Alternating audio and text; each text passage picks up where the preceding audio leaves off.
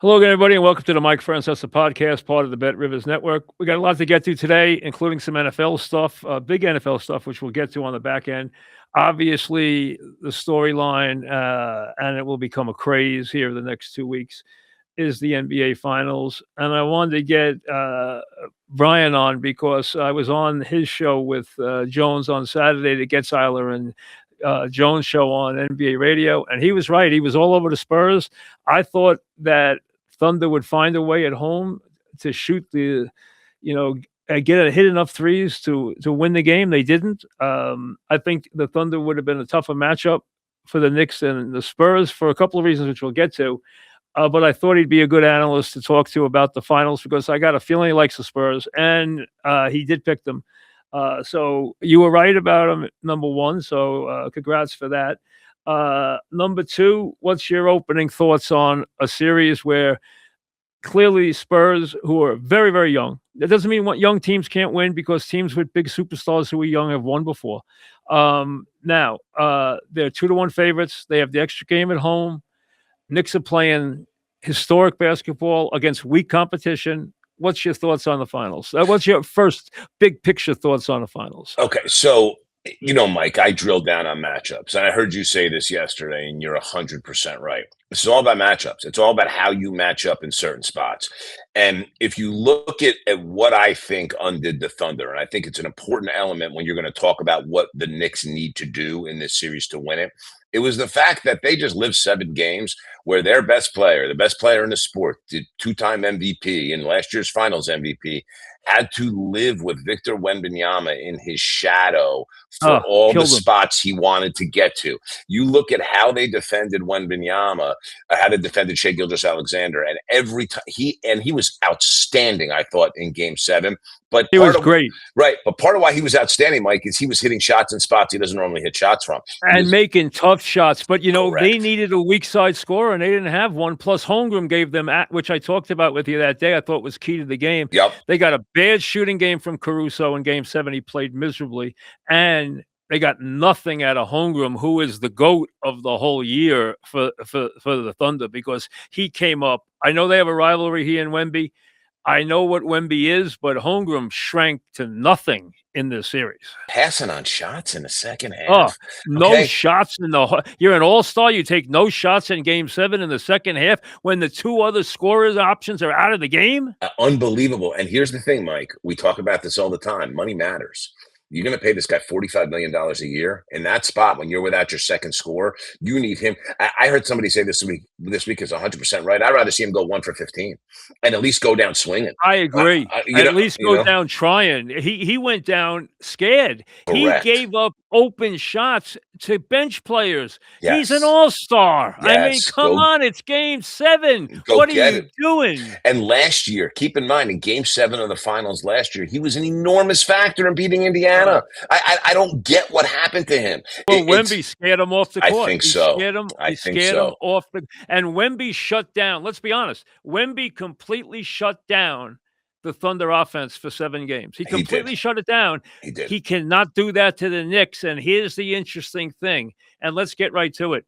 There's 2 fascinating things here. Knicks going to play 5 out. We know that. Okay. Now, if I'm San Antonio, I start Wemby on Hart until Hart hits shots. Correct. Now, Hart knows if he doesn't hit shots, Shamet's going to play in this series, and he's going to sit. He knows that. He's already seen that, and you could see that a lot in the finals.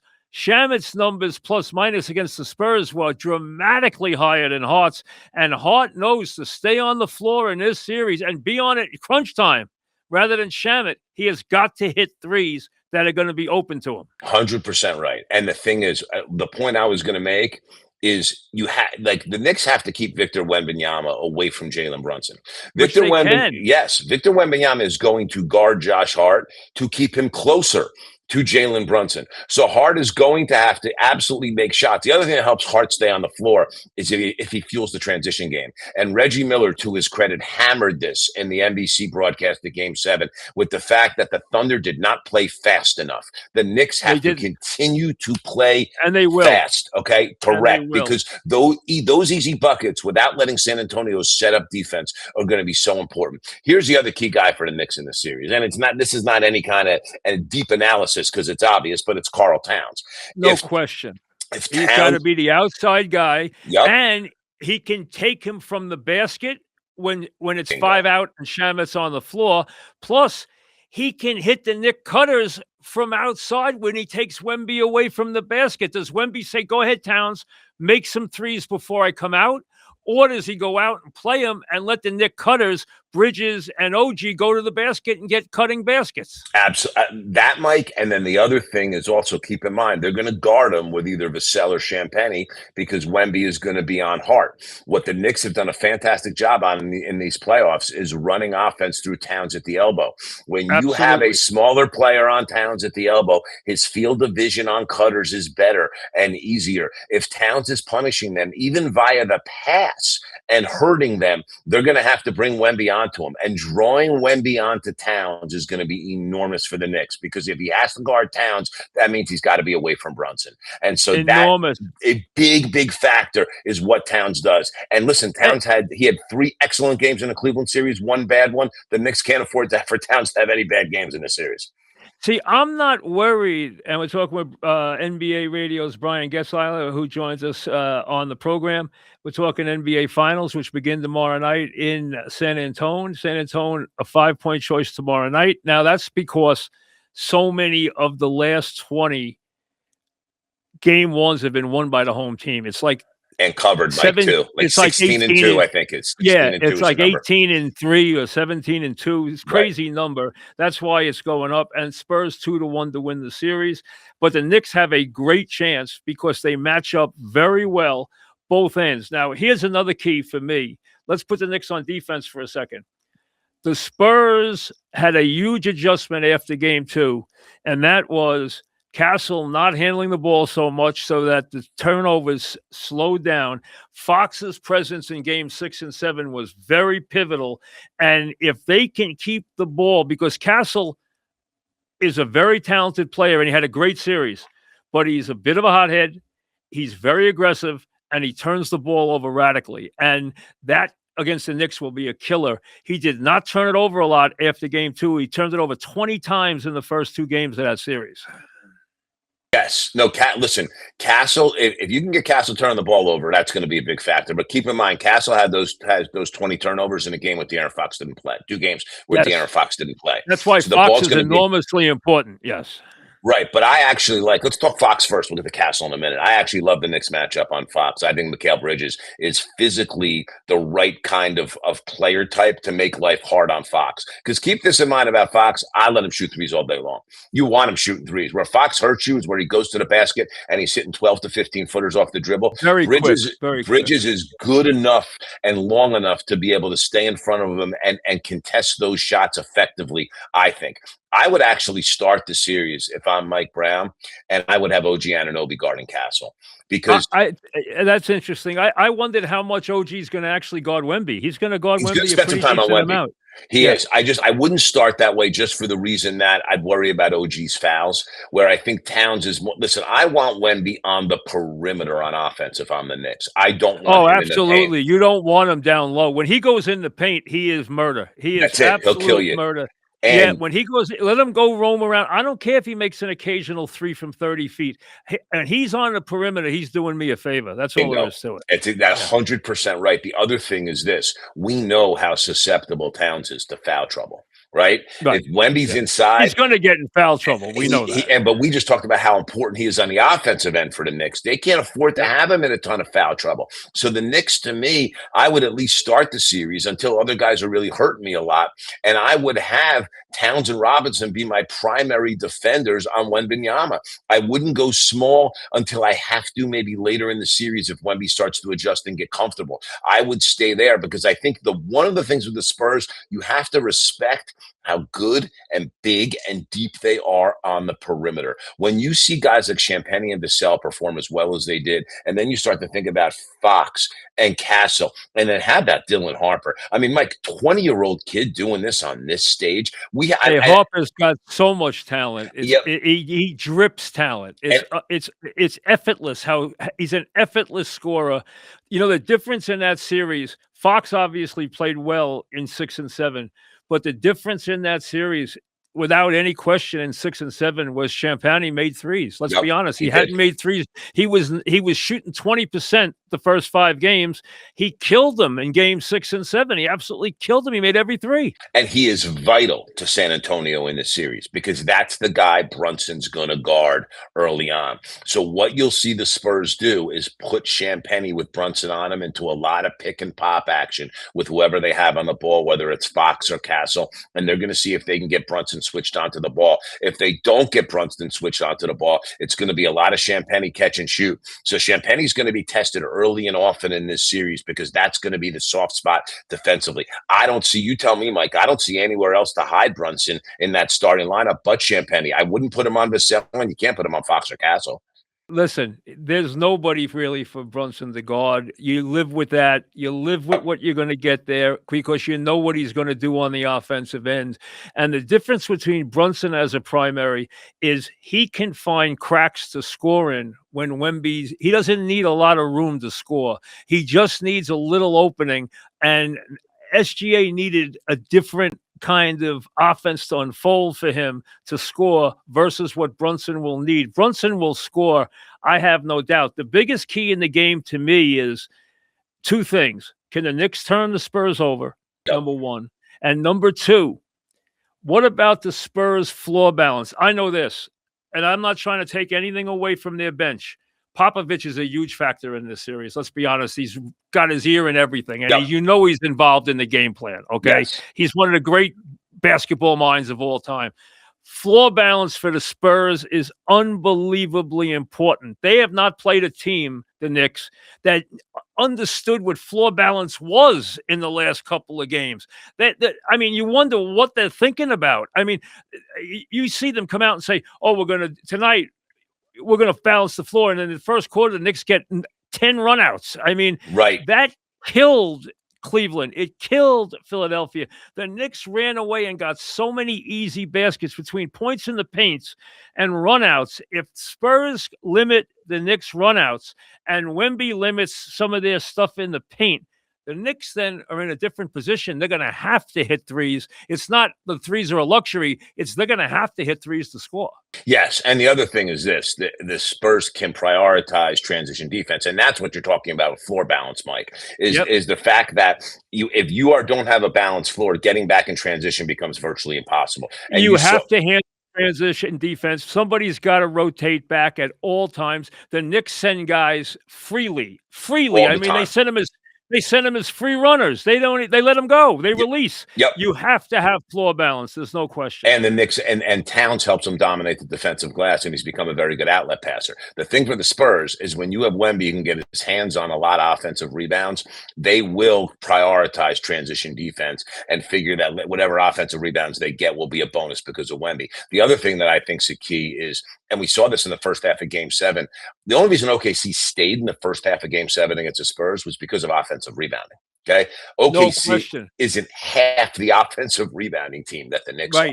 The Knicks have the best offensive rebounder in basketball, Mitchell Robinson, on their team. And I tell you, the biggest key in that game to me more than anything else, Thunder were up 4 with 1:30 left and had the ball and the first half, and they went in having given up 7 straight points, and the Spurs went in with a 3-point lead. That was a very big transition in the last minute and a half on their court. They could have gone in +6. They're a different team if they go in +6. They went in -3 because they did a terrible job in the last 90 seconds of the first half. Yeah, it's interesting. And that was De'Aaron Fox had 3 huge buckets in that second quarter. That had the biggest 3 in the game, I thought. Yes, I thought so too. I thought Fox did, and then the other guy, Keldon Johnson, had a terrible series to the Oh, beginning of the fourth quarter. In Game 7, where he had 8 those 2 or straight when 3. OKC was Oh, getting close, right? 2 threes and a and 2-point a hammer. putback. Yeah, Yep, yeah. yep. So I that mean, so he it's killed them. killed them. So point being is that for the Spurs here, they do struggle a little bit keeping teams off the offensive glass. The Knicks are very strong with that. Between Robinson and Townsend, don't underestimate Josh Hart as a rebounder. He does a super job there as well. So I think for San Antonio, that's going to be a key thing. But think about what we're talking about with the Knicks here. Easy baskets are going to be the lifeblood of their offense. So where are you going to get easy baskets? Number one, obviously, you just talked about transition as a spot to do that. I just referenced offensive rebounds. Here's the other thing. And I do think as a late series adjustment, watch for this. The Knicks have been getting Towns the ball on the perimeter, on the elbow, and working actions off of that. And it's been beautiful. It's run wonderfully. They're going to continue to do that. But at some point, San Antonio is going to adjust. It wouldn't surprise me late in this series if you see the Knicks start to spend a lot of time going to Towns on the post and seeing what they can do to take it directly at Victor Wembanyama. I think part of the reason where OKC went off track a little bit is they stopped challenging the big guy. In They didn't game have anybody who wanted to challenge they him. didn't. They didn't. In game 1 of the Minnesota series, you remember Wemby had 12 blocks, okay? But you saw quotes from Jaden McDaniels and Chris Finch and even Terrence Shannon saying, we don't care. We're going to continue to go at him. Go at him, go at him, go at him. That, I don't talk block shots or not. That's the right mentality. He does more damage to you, Mike, when you shy away from him than when you take it right at him. Because he shuts your whole offense down. There's no Correct. question. We're talking with Brian Geltzeiler from NBA Radio. NBA Finals finally begin tomorrow night. The Knicks have been off for a month. I mean, that's just the way it is. And obviously, the Spurs had a dramatic series. Couple of things. Just give me quick answers. Number one, does the emotional release and the amount of just enormous happiness that the Spurs showed as a young team in beating the Thunder, which you know was their primary goal this whole year, do you think that hurts them at all at the start of this series against the Knicks? Yes, I think I think it will. I think there's going to be a little bit of a hangover for them in game 1. I think you'll see the Spurs probably come out, look good in game 1, and where as the game goes on, and I think you'll see the exact opposite for the Knicks. The fact that the Knicks have had their second consecutive 8-day vacation in this particular playoff will hurt them for about a half to 3/4 like it did in game 1 of the Cleveland series and help them the rest of the series. And I think you'll see San Antonio start to wear down as the series goes on. I think the Knicks get one of these two in San Antonio, probably more likely game 2 than game 1. But I do think as the series goes on, keep this in mind, Mike, Victor Wembanyama has never played these kind of minutes in his life. And these are not only big minutes, they're labor intensive minutes in terms of what he's being asked to do on both ends of the floor. And I think that starts to wear down a little bit. Keep in mind, I think that's a factor. I think Yep. that's a factor, especially at his age, and he's not yet a fully grown person because of how much he's got to grow into that body. He has an amazing number, though. The last 44 games that he's played 20 minutes, they are 39-5. Yep. I mean, that is, and I'll tell you, I don't think home court's going to matter in the series. First of all, the Knicks play as well on the road as they do at home. Secondly, they can be very weird at home, as we know. And I don't think home court matters in the series. I think either team could win. I always favor the home team a little bit in game 7, although I just saw the Spurs win in game 7. So I know that can happen. I think in recent years, you've seen that home court doesn't hold up like it used to in the old days at all. And I think the Knicks are every bit as good on the road. So I don't think that's an issue at all. How about bench? We know the Robinson injury. Okay. Who cares where it happened? I don't care if it happened in his house. I don't care if he banged a wall. I don't care if he was bowling. I don't care what he was doing. The bottom line is he's injured. And that's a factor we got to watch. Size up what you expect from each bench. So I think a few things here. First of all Robinson's got to be able to do is catch the ball. Mike, that's it. It's because what's he going to do? It's dribble handoffs and dunks for him on offense, and defense, it's the same way. He's just got to be able to catch the ball. So I think he'll be okay. I worry a little bit about the Knicks bench because they're small. And that's the problem. You go, if you're going to go with McBride and Alvarado, which you have to, they're little guys. Shamet shooting, obviously, we know is important. That's not any kind of big reveal. Shamet might become a very big factor in this series. He A very well very big could. factor because they want to play 5 out. He might be on the floor a lot more than people think. Here is the big key, Mike. The Knicks have to win the Cornet minutes in a big way. In that Oklahoma City series, Absolutely. it was some kind of crazy number. They were like a plus 48 with Wemby on the floor, San Antonio, and a minus 13 with Cornet on the floor. You have to win the Cornet minutes. I think it'll be less intensive in this series, Brian, for this reason. He completely took away the Thunder offense when he was on the floor. Yep. He will not do that to the Knicks. Nope. He will not. So it'll be a different impact. But when he was on the floor against the Thunder, they couldn't run their offense. Yep. This is a team that's a great offensive team that I understand they're hurt, but they could not run their offense at all in this series with him on the floor. They couldn't, and that's why it was so stark with the Wemby minutes and the Cornet minutes. And I think for the Knicks, you have to make hay while the sun shines. Wemby's going to sit 8 to 10 minutes a game, and Luke Cornet's going to be on the floor. I don't care who it is. You get Cornet in every single pick and roll. You try to make sure you exploit him in every way you can. And I'm not saying Luke Cornet's not a bad player, but athletically, he's not at the level of anybody he's going to be on the floor against. And I thought that was a opportunities for the Thunder, whereas they got later into that series, they didn't take advantage of that enough. I think it's a vital thing for the Knicks in their bench because, again, you're giving up a size advantage on that bench where they're going to Harper and Carter Bryant. The Knicks are going to guys like Shamet, who, again, did a great job on Donovan Mitchell in the Cleveland series, and I would put him on Harper with confidence. But then, you worry a little bit about McBride and Alvarado in the series because there's just no natural matchups for them with all the Spurs perimeter size. No, the Spurs guys are big. There's no question about it. Now, a couple of things here that are very interesting. Number one, is Wemby ready to take his place among the giants of the game who have won early in their careers? Kareem, Walton. Remember Walton, 2 years injured, and then when Portland got to the playoffs, they swept the Lakers 4 straight and won the finals in 6, and Walton was utterly brilliant. He got hurt afterwards, but he was utterly brilliant. Okay, is he ready to be that kind of player? Because the generational player usually wins this series. He doesn't lose this series. He usually wins this series.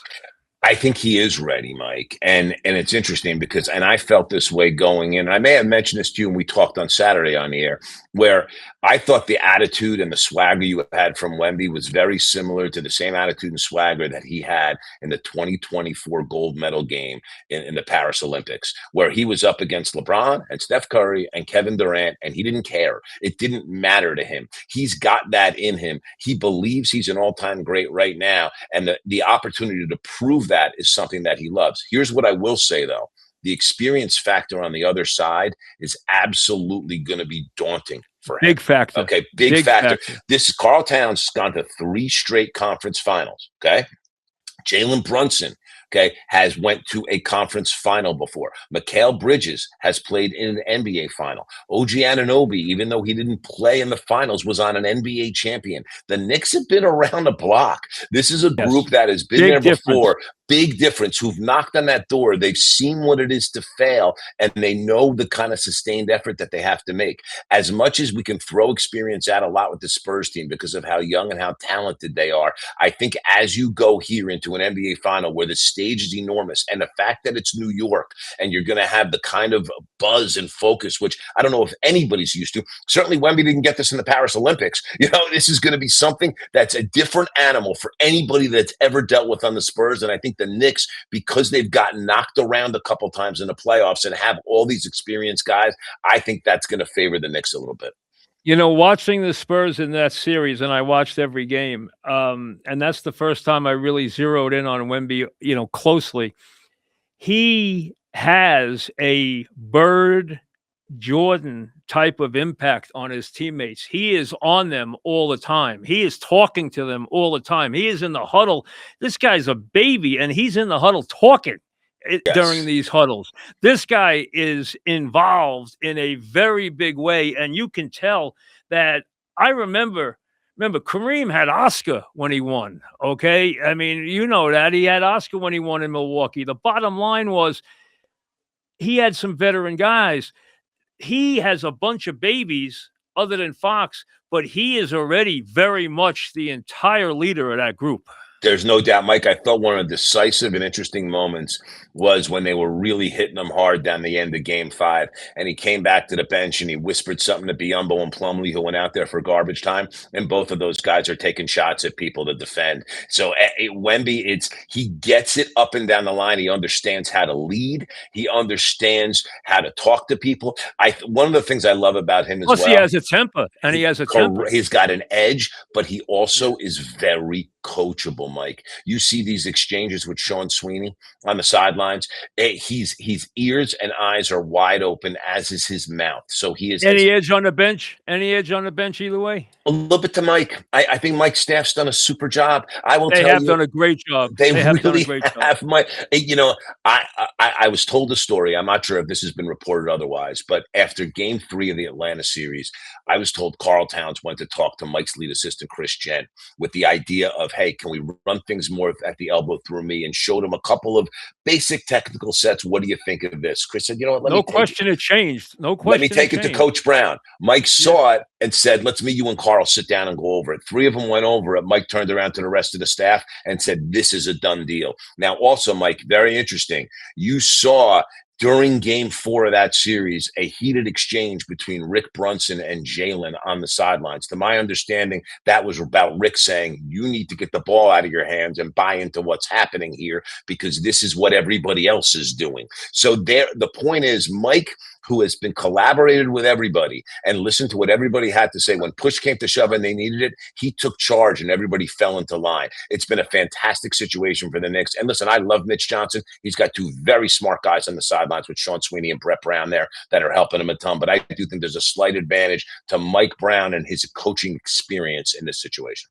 You got to give Brown, I mean, you got to give him one other very, very big check mark, and that is, he could have easily lost Bridges. Bridges was at the point where in the Atlanta series, the town wanted him gone. They wanted him to sit on a bench. They didn't want him to play anymore. They wanted him benched. And I'm like, hey, I've always been a Bridges guy. I understand that. I defended him, but I said, listen, for them to go anywhere, he has got to bring him back into this team, into this community.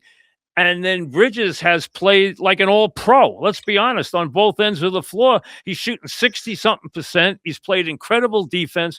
He's scored. He's done everything. He's hit big shots. He has been sensational in the playoffs. Sensational. And Mike, that not overreacting is huge. Listen, Mike Brown understood one thing. If Bridges didn't have it going into that game 4, what do? You can play him 12 to 15 minutes and sit him down and go with other options. But if you don't start him, you have no chance of getting anything out of him. Here's the thing with Bridges. Everything you said is true. But here's the other thing that's impressed me so much. Listen, I've always called him a soft physical player because I felt like he gets pushed around a lot. He hasn't got pushed around in these playoffs. He has been, and listen, James Harden is a strong physical player. Mikal Bridges went body to body on him and held up. And I stress that right now, because against this physical team with this kind of size on the perimeter, that type of physicality for Bridges to continue is going to be vital for the Knicks in this series. Yep, he doesn't back. He and OG don't back down as defenders. They're big-time defenders, and that's a big key also. Okay, you were on the Spurs. They're the favorite. They have the extra game. They're home. Wemby, we know, Wemby mania, the whole thing. And this is going to be, the NBA can finally smile. They have their next huge star being launched into the stratosphere in New York. It cannot get, this is going to be 2 weeks of the NBA just with a big smile, okay? Because this is going to be enormous. Bigger than enormous. That's how big it's going to be. And I think the series is going to live up to it. I think the games are going to be really exciting. I think the teams match up where they're going to play. They're going to go at each other. They're going to be very exciting games. I like the way they match up with each other. Are you still on the young guys with the great player, or are you on the red hot Knick veteran team? Mike, I first of all, I think it's going to be the best series we've seen since 2016. And that's a big statement, considering last year went to 7 and was an awesome series. Best one because we're going to see a lot of close games. I'm going to take the Spurs in 7, and I hate doing it, but you just made a very important statement earlier. that you just and that's how I feel. It could go either way, but you made a very important statement that when you talk about the transcendent guys, they've always come through in these They win. spots. And they And I win think in if these this spots, and that's what this is going to be. and I think if we're going to San Antonio for a 7th game, I think you'll be right. But I think there could be a very good chance that the Knicks might have a closeout chance in 6. And if they do, they have to do it. They have no choice. Yes, And they know that. But I've gone back and forth. And I think there's only 2 picks in this series. Knicks in 6, Spurs Spurs in in 7. 7. Totally I agree, think Mike. that's it. And I'm going to go Knicks in 6. Not because of New York. I'm never a homer, ever. Nope. But and I really have gone back and forth, and I could go back and forth, and to me it's 50-50. But to me, the Knicks experience and the versatility that they can bring offensively and defensively to this series. I worry more about Wemby's defensive prowess in this series than I do his offensive prowess. Let him have a 40-point game. He's not going to score more than 25, 26 points a game. Let him do that, okay? Let him do that. I don't care about that. I can live with his points. His defense just wipes out games completely, Yes, correct. and that's what you have to worry about. The Knicks cannot allow him to do to them what he did to the Thunder. He completely shut down the Thunder offense. And in Game 7, it was the first time they did not shut down the MVP. He was brilliant. And listen, he had a bad series. He had a great Game 7. He was great Game 7. He was a genius in Game 7. And Caruso and Holmgren, who I thought were the 2 keys, and they gave Caruso plenty of shots. He missed all of them. Yep. And Holmgren, they needed him. He came up in Game 5 and they won going away. He didn't even show up. And for him to be the everlasting look at this series is going to be 4th quarter, Holmgren wide open, passing the ball to a bench player to shoot the ball. I mean, come on. The guy didn't take a shot in the second half. It's crazy. And a $45 million a year extension kicks in starting July 1st. An all-star. Yep. And it's interesting because Tim McMahon, ESPN, had this morning that he hears the Thunder won't even consider moving him. Listen, if they do consider moving him, you're not going to hear about it. They got to consider moving him because if he has another year like that, Mike, in the playoffs, that contract's going to be unmovable. No one's going to want to touch him at that kind of money. The money matters. And if I'm them, I'm going to do it quietly, but I got my ear to the ground to see what somebody be willing to give me when that contract kicks in. I think, and everyone knows, if you look at it, and I'll give you the Bet Rivers right now because they're so stark, the numbers, as you would expect, the supplemental numbers for this series. Okay, they're 2-1 favorites, the Spurs. Knicks get plus 170. That's the extra game. They're 4.5 in the first game because of, obviously, the dominance of the home team in Game 1. Yep. MVP, Victor's minus 200. Brunson's plus 200. The next player is plus 2,000. That's Towns. Wow. So everybody feels, and it's funny. Towns is actually a decent bet because he could be MVP in this series. Yes, There's no question at 2,000. Wemby will absolutely be the MVP if they win. We know that hands down. Brunson will probably, because he'll be their high scorer, and that usually doesn't go any further than that. But Towns would have a good chance. But look at that. Most points scored. I think Wemby's minus 159, Brunson's plus 100. I think Brunson will score more points than Wemby does in the series. Totally agree, Mike. I don't even think that's going to be that close. So I think that's a steal for Brunson. Most rebounds, is it Wembanyama or is it Towns? Towns. 100% Towns. Towns dominates. That's a good buy too, because Wembanyama is a heavy favorite there too, and that a heavy favorite in that too. Well, the thing with Wemby is he'll give you the 24, 26 rebound game at one point. He'll have one of those huge ones. And Towns is going to give you 12 to 15 every game. Yep, and that might make the difference. But I think Brunson scores the most points. Obviously, they're the 2 favorites for the MVP, but Towns' play is going to be fascinating. Everything. And Wemby, who he guards, how much he's on Towns, how he plays Towns. When he plays Hart, does Hart knock down the threes? Hey, Hart knew after the Shamet performance, Hart knew that if he didn't make threes, he was going to sit. Yep. Because he didn't close that game and it bothered him a lot, as you know.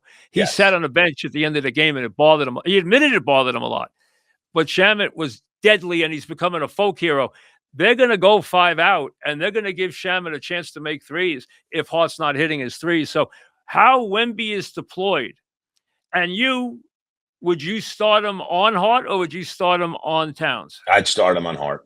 I would start him So on would- Hart, and so I would would I. and So make would I. them go at, because here, listen, talent. Make them shoot those shots with Hart. If I'm San Antonio, I want Wemby closer to Brunson. If I'm the I agree. Knicks, I want to get him away from Brunson. The way to have him closer to Brunson is to let Hart shoot. The way, if the Knicks Absolutely. have to get him away from Brunson, it's because you're going to force him to have to guard Towns because there's no one else that can do it. And that's why it comes back to exactly what you're saying, like why Towns is the most important figure in the series for the Knicks. Well, also what you want to do is keep Brunson as much as you can on the other side of the court. So as soon as you swing the ball, Brunson has a chance to enter the ball into the paint before Wemby can make the return from at least showing that he's out in the area near Hart. So it's going to be fascinating to see if Wemby just ignores him and says, shoot it. And I'm going to keep a foot in the paint here. And I'm going to basically make sure Brunson doesn't get in the paint and do anything, because he'll shut down Brunson's floaters with his size. He will if he's there. Yes. Well, listen, think about it. Shai Gilgeous-Alexander lives in the mid-range. He struggled in the mid-range the entire series because Wemby does things no one else does in the mid-range. Wemby can hang in the paint and affect your mid-range game. No other player in the league can do that. We saw he almost got to a 3 at the end of the game when he was 30 feet away. The one in the corner. Correct. Yeah. Yes, he went flying in the air. But the thing is, you saw what Brunson did to Joel Embiid in the mid-range, Mike. But he'll kill a guy like that. For Wembanyama, he's going to move Brunson away on a lot of that stuff. And the thing is, with some of Brunson's 2-foot stuff, some of the pivots, Wembanyama is long enough to stop all of that. So you're going to have to get him committed on somebody else. And Towns is that one guy to have to do it with. And I think the Knicks have to go early and often to Karl Towns, and how they deploy him is going to be enormously important. Well, I'm going to start Towns on the outside, especially if he's guarded by Wemby. And if Towns is open, shoot the 3.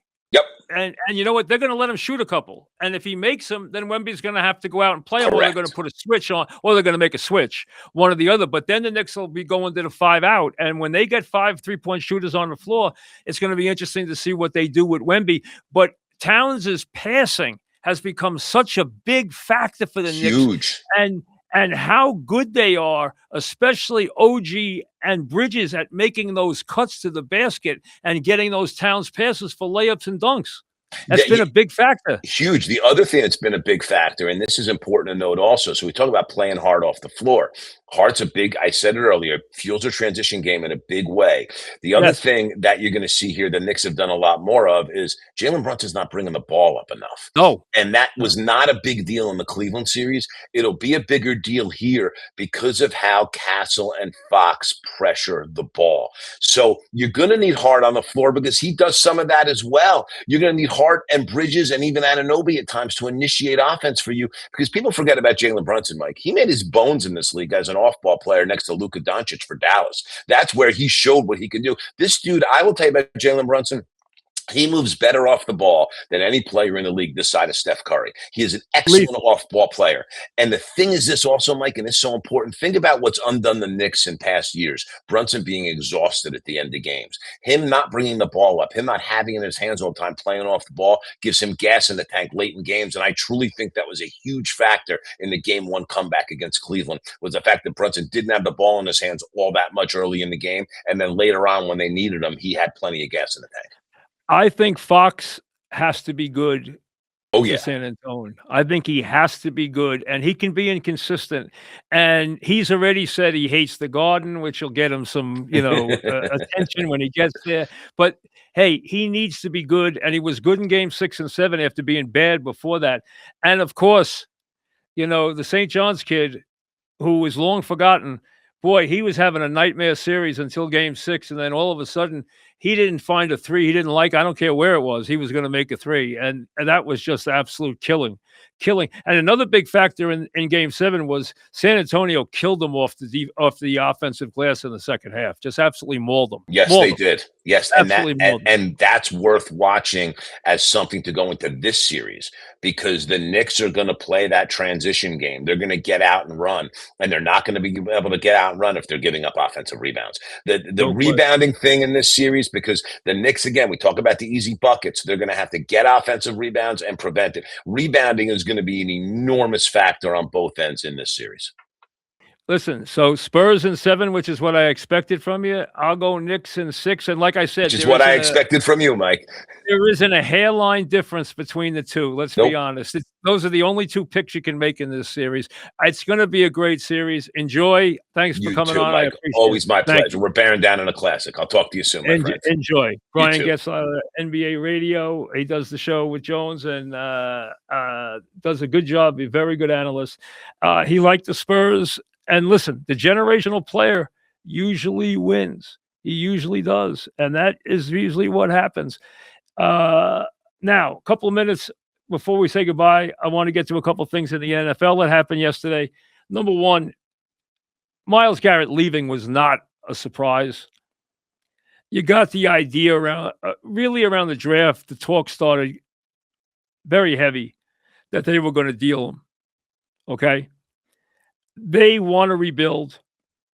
They want a lot of draft picks. Now they got first in the trade too, which was key.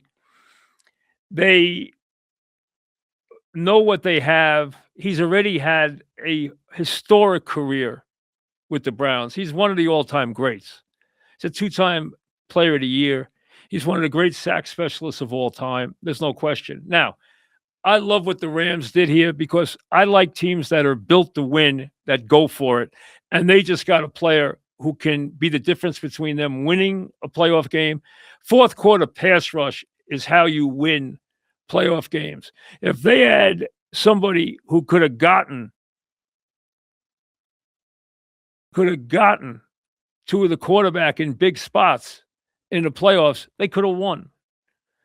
That makes all the difference. He makes an enormous difference. Now, did they give up too much? Hey, they gave up a lot. Cleveland made a good trade for Cleveland. The Rams made a great trade for them. They're a now team with now players, with a now quarterback, with a now coach. They thought they were the best team last year. So did I. I picked them to win the Super Bowl before it started. They didn't get there. They know what they have to do to make the final jump. They went out and they improved their defense. They went out and traded for secondary help. They got premier secondary help. They went out and traded for one of the great defensive linemen in the history of the sport. Okay, this is an immense trade. You can compare this to maybe having the impact that Reggie White had in Green Bay. For 2 years, he could have that kind of impact with the Rams. It's not out of the question. He's that good.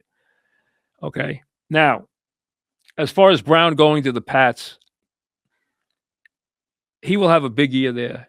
He's a wonderful player. He was toxic in Philadelphia. You knew he was going as soon as June 1st came because June 1st allowed them to spread the money over 2 years. So they took the salary cap right play. They got a reasonable amount for him. The Pats got themselves a guy in his prime who, let's be honest, if he's healthy, he's going to catch 100 balls and 10 touchdowns plus next year. Okay. He's a number one receiver. He's a top receiver. He's a brilliant talent. He's a pain in the rear end. So they better hope he's happy there. But as far as his ability, did they trade for a big time player? Yes.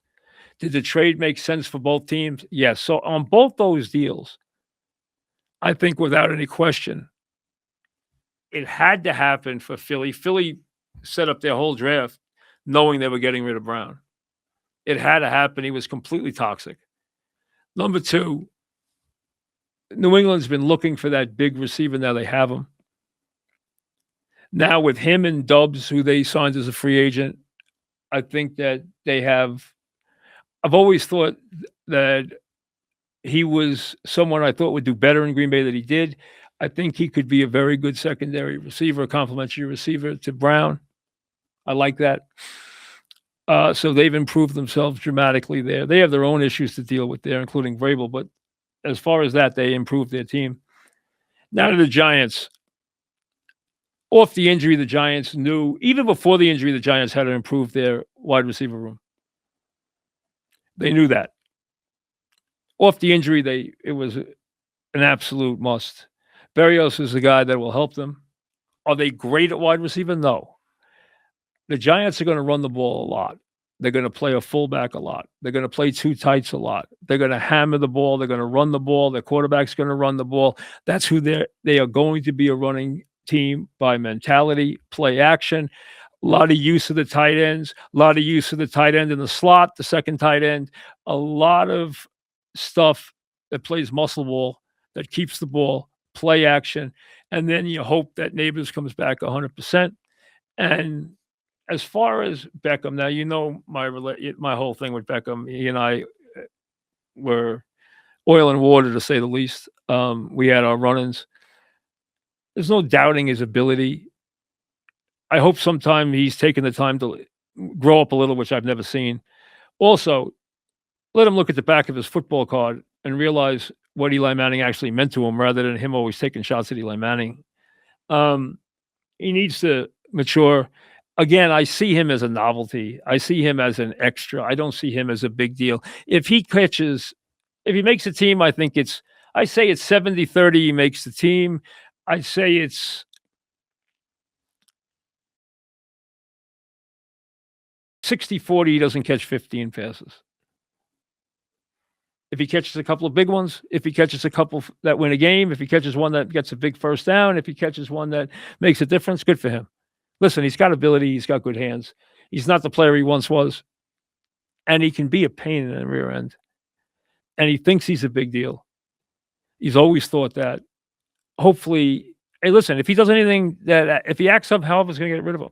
Here's the thing, and when I was coming out, I had to go to special surgery to get my knee x-rayed last week. You get your checkup after you have a knee replacement. And coming out, I ran into some giant hierarchy. I'll put it like that. They were waiting. They were coming out of HSS. They were waiting at the parking lot where I was. So I walked into the parking lot. They were standing there. Guys I've known for a long time. One ex-player, one in the Mara family, and someone who's been with the team forever and is a big part of the team.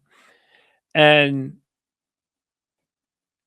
I said to them, "It's a new day, huh?" And their faces just lit up.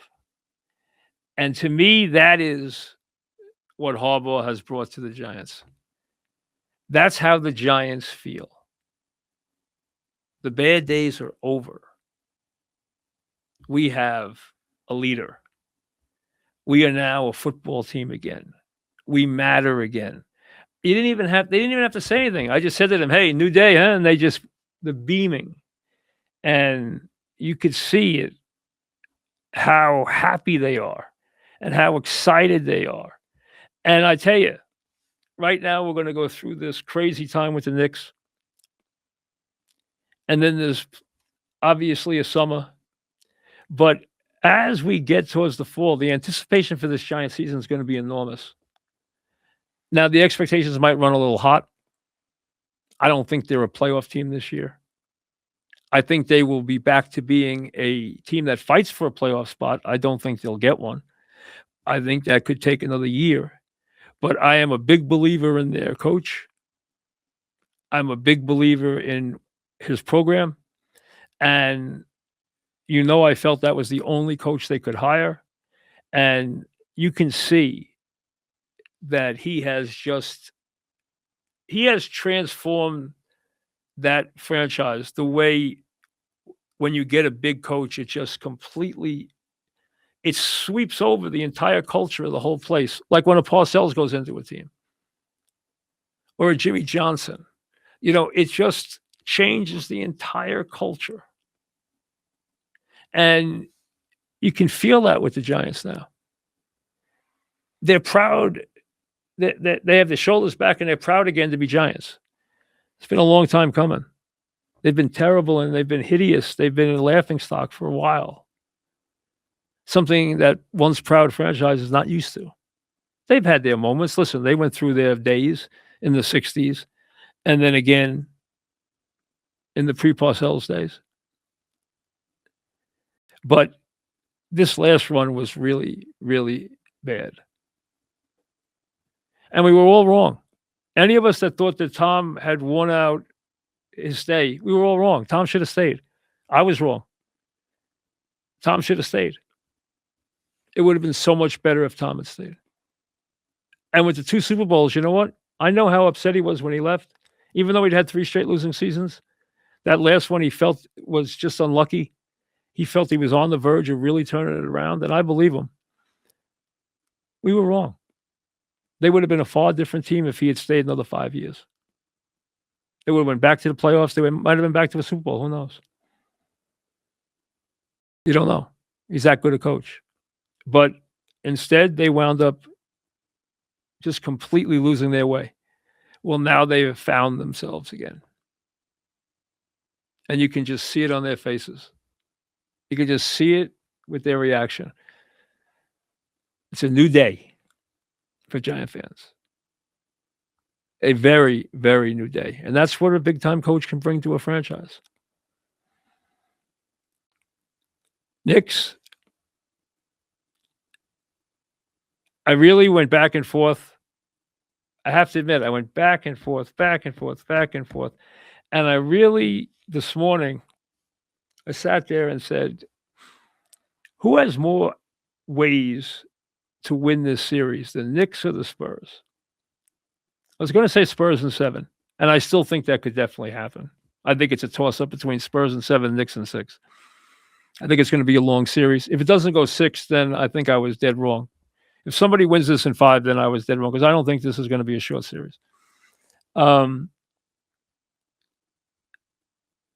think the Knicks have more ways to win this series than and more versatility and more experience, which is critical, than the Spurs do. And I'm not taking anything away from Wemby, who is without question a generational talent. This is going to be his league.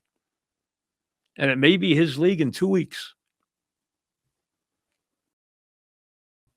And people will be talking about a new budding dynasty with all these young players in San Antonio. And listen, no one would be surprised. But I'm going to go with the experience and the versatility and think the Knicks can win it in 6.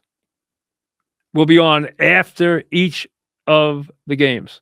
As soon as the game ends, I'm not even waiting for the post game, walking downstairs, and we'll talk about it. We'll see you tomorrow night. Enjoy.